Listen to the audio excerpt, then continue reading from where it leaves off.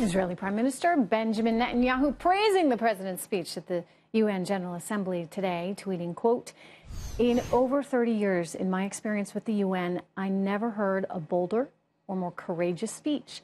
This after the president singled out Iran, denouncing the Iran nuclear deal, calling it an embarrassment as Iranian diplomats looked on from the audience. Here he is. The Iran deal was one of the worst and most one-sided transactions the United States has ever entered into. Frankly, that deal is an embarrassment to the United States, and I don't think you've heard the last of it, believe me. Joining me right now is Make America Great Again Coalition chief strategist in one of his very first interviews since leaving the White House, Dr. Sebastian Gorka. Dr. Gorka, good to see you. It's my first interview on TV since I joined the coalition, so the scoop is yours, Trish. Well, hey, congratulations on that. Thank you. Tell me what your goal is with this coalition right now.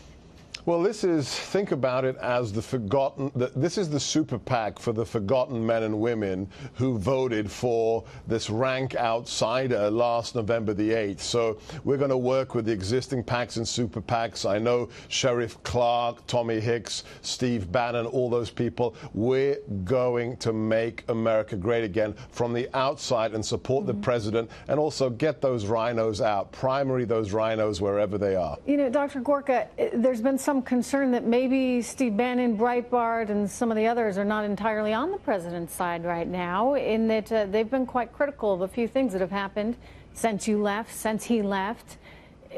What do you tell those who feel somewhat deserted by some of those people, including yourself, that were there from the beginning?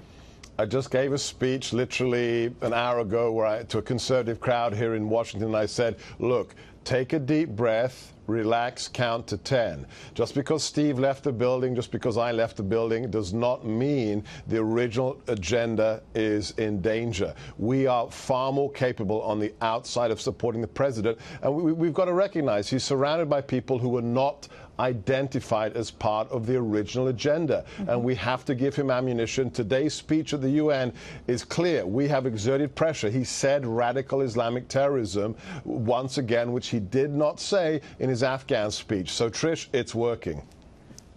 You liked the speech today. It was a message that was direct and you think resonated.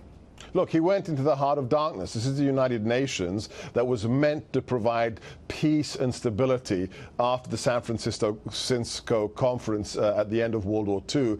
And it's become a hive of duplicitous globalism where countries like Saudi Arabia and Iran are lecturing us about human rights. I mean, the tweet from Prime Minister Netanyahu, there is no nation that has suffered more from the United Nations double standards than Israel. And when Netanyahu calls this the best speech he's heard in 30 years, you know it was a good speech. Well, part of that is because he liked what the president had to say on Iran. I know you've been a huge critic of that deal. You'd like to be as far away from that as we possibly can. There's obviously a lot of concerns that Iran very easily could become the next North Korea.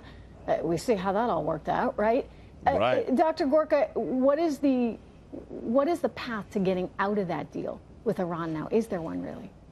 There is. The case simply has to be made right now that there's two sides to the Iran deal. There's the technical compliance, and the technical compliance is an absurdity. It's like a bad SNL skit. You know, you catch them with too much heavy water, you catch them with too many centrifuges, and they get 30 days to fix it. Hey, we'll get back to it. It's like calling the bank robber at the bank and saying, we'll be with you in a few hours from the local police department. It's insanity. So it doesn't matter if they're in compliance with it because it's a bad deal. The really important thing is, Tricia, and this is what the president will argue, and I hope will have the necessary effect with the swamp, the deal is supposed to be in the national security interests of the United States of America. And clearly it isn't. Any deal that you can play with the way Tehran does, which doesn't stop nuclear acquisition but just delays it, is a bad deal. Wow. Dr. Gorka, let me also ask you about North Korea before I let you go here, because this is increasingly becoming a real problem for us. What do we do? Look, I had the president tell me in the Oval Office, I think it was just the two of us in there, he said, I do not want to go to war over the Korean Peninsula. And that's, you know, people need to just take that to heart. Nevertheless, if you threaten us, if you threaten our territory with nuclear weapons, with ballistic missiles, look at the team he's got. Secretary Mattis is not going to take that lying down, and we've shown, this nation has shown, in Syria with the cruise missile strikes, in Afghanistan with that 21,000-pound bomb, that if we need to, we will use force. And just one message, Trish, from Fox Business to Pyongyang: do not test this president. Well, Dr. Gorka, to follow up on that, China. I keep making the point that, you know, hey, nobody wants to actually be at war, right? And we don't want to have to be at war to reunite the Korean Peninsula. But there's a whole lot more we can do along the way before we get to some kind of World War III scenario. And we need to be looking at China. I mean, the idea that China is somehow allowing him to exist. They have intelligence, Dr. Gorka. They're effectively keeping him there. Why aren't we doing more to pressure the Chinese to say, okay, enough? This guy, if he's going to be there, he needs to get rid of his nuclear arsenal. Otherwise, you're going to put him off in the corner. There are many things that we can't discuss on public television that can be done and may be being done that are not overt by this government. But your analysis is spot on. The nation that has the most control in the non-military sense, we are the most powerful nation the world has ever seen, that goes without saying, but the nation that has the most diplomatic and covert influence is China. North Korea is just a proxy for China, and China needs to vote with its feet. Do you wish to see war in your region, or do you wish to see stability and peace? So Pyongyang shouldn't test this president, and Beijing should step up to the plate. All right, Dr. Gorka, thank you. Congratulations on the new gig. We look forward to seeing you a lot right here on this show.